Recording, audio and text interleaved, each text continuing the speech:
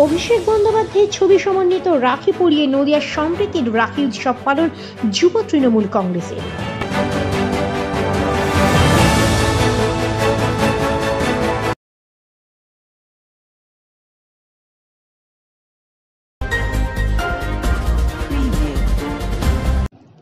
বাংলা ভাষায় কথা বলার জন্য ভারতের বিভিন্ন রাজ্যে যখন বাংলাভাষী বাঙালিরা কোথাও হচ্ছে অপমানিত, আবার কোথাও তাদের কপালে জুটছে মার, তখন বাঙালির অস্তিত্ব রক্ষা করার জন্য ভারত জুড়ে আন্দোলনের মুখ অভিষেক বন্দ্যোপাধ্যায়। ভারতের বিভিন্ন জায়গায় যেখানেই বাঙালিরা অত্যাচারিত হচ্ছে, হেনস্থার শিকার হচ্ছেন, সেখানে অভিষেক বন্দ্যোপাধ্যায় তার টিম পাঠিয়ে তাদেরকে রক্ষা করছেন এবং বাংলায় ফিরিয়ে আনছেন। অভিষেক বন্দ্যোপাধ্যায়ের এই কর্মযুদ্ধের উপর শ্রদ্ধা জানাতে আজ রাখি পূর্ণিমার দিনে অভিষেক বন্দ্যোপাধ্যায়ের ছবি সমন্বিত রাখি পরিয়ে বাঙালি অস্মিতার কথা মানুষের মধ্যে ছড়িয়ে দেওয়ার প্রচেষ্টা করলেন জেলার যুব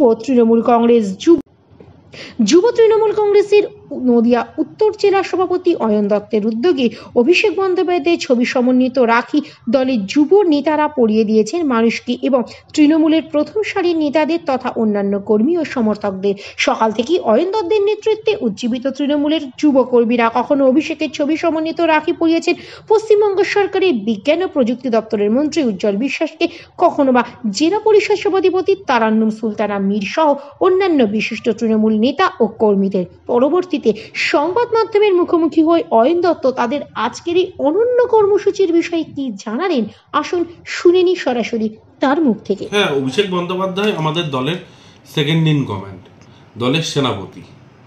ইয়াং জেনারেশনের এখন গোটা ভারতবর্ষ জুড়ে যা ট্রেন্ড, তাতে ন্যাশনাল পলিটিক্সে অভিষেক বন্দ্যোপাধ্যায়ের বক্তব্য, তার পার্লামেন্টে তার মুভমেন্ট এবং ন্যাশনাল ইস্যুতে অ্যান্টি ন্যাশনাল বিভিন্ন ম্যাটারের ওপর আজকে দেশকে আন্তর্জাতিক ক্ষেত্রে এবং গোটা দেশে বিজেপি সাম্প্রদায়িক সরকারের বিরুদ্ধে তিনি একটা মুখ। তো তার ছবিটা আমরা এখন ইয়াং জেনারেশন চাইছে। বাংলা আমাদের নদিয়ায় যারা এরকম কাজ করতে গিয়ে মহারাষ্ট্র এবং বিভিন্ন জায়গায়, উত্তরপ্রদেশ, সব জায়গায় যে সমস্যায় পড়েছে, প্রত্যেকটা ক্ষেত্রে অভিষেক বন্দ্যোপাধ্যায় এবং তার টিম এবং তার অফিস সর্বতোভাবে প্রশাসনের সাথে যোগাযোগ করে আমাদের প্রত্যেকটা শ্রমিক এবং যারা বাইরে কাজ করতে গিয়েছে, যাদের অপরাধ শুধু বাংলা ভাষায় কথা বলা, তারা বাঙালি, সেক্ষেত্রে হিন্দু মুসলিম কোনো বিষয় নয়, এবং ভারতবর্ষের নাগরিক হিসেবে স্বীকার না করা হয়, এই যে বিজেপি গভর্নমেন্টের নোংরা খেলা, এর বিরুদ্ধে সবচেয়ে বেশি ভোকাল হচ্ছে অভিষেক বন্দ্যোপাধ্যায়। এসআইআর এর নাম করে ঘুরপথে এনআরসি চালু করা এবং বিজেপি গভর্নমেন্টকে পশ্চিমবাংলায় প্রত্যেক নির্বাচনে তারা পর্যুদস্ত হচ্ছে, বাংলাকে চক্রান্ত করছে, বাংলার ফান্ডিং আটকে দিচ্ছে এবং সর্বোপরি বাংলা ভাষীদের ওপর আক্রমণ করছে, বলছে বাংলা ভাষা বাংলাদেশ থেকে এসছে। অমিত মালব, তা রবীন্দ্রনাথ ঠাকুর থেকে শুরু করে, অমর্ত্য সেন থেকে শুরু করে, আজকে অভিজিৎ গঙ্গোপাধ্যায় থেকে শুরু করে মাদার টেরেসা, আজকে আমাদের ওয়েস্ট বেঙ্গল থেকে এতগুলো মানুষ কিন্তু নোবেল পেয়েছে। আজকে সৌরভ গাঙ্গুলি ক্রিকেটে একটা আন্তর্জাতিক মাত্রায় গিয়েছে।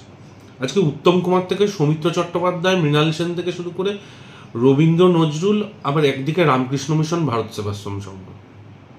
তো আমরা তো এই বিষয়গুলো তো আমরা, বাংলা মানে ইতিহাস, বাংলা মানে নবজাগরণ, বাংলা মানে প্রেসিডেন্সি কলেজ, রামকৃষ্ণ মিশন।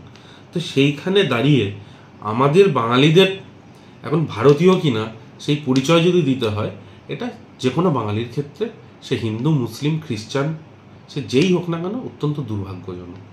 এই বিষয়টি সাধারণ মানুষের কাছে প্রথম, এবং নরেন্দ্র মোদী সরকারের এই বিমাতৃসুলভ আচরণের বিরুদ্ধে অভিষেক বন্দ্যোপাধ্যায় সর্বতোভাবে সবার আগে সোচ্চার হয়েছেন এবং গোটা বাংলা জুড়ে এই যে আন্দোলনটাকে নিয়ে যাওয়া, এবং পাশাপাশি আমাদের বাংলার প্রতি যে বঞ্চনা, যে বাংলার 100 দিনের কাজসহ বাংলার আবাস যোজনার টাকা থেকে আজকে জিএসটি বাবদ আমাদের 1,75,000 কোটি টাকা যেটা আটকে রেখে দিয়েছে, এই বিষয় নিয়েও আজকে বাঙালিদের জন্য সবচেয়ে বেশি যদি কেউ আন্দোলনমুখী হয়ে থাকেন, সেটা আর কেউ নন, অভিষেক ব্যানার্জি। সেই জন্য আজকে আমাদের রাখিতে অভিষেক ব্যানার্জিকে নতুন ট্রেন্ড হিসেবে আনা হয়েছে।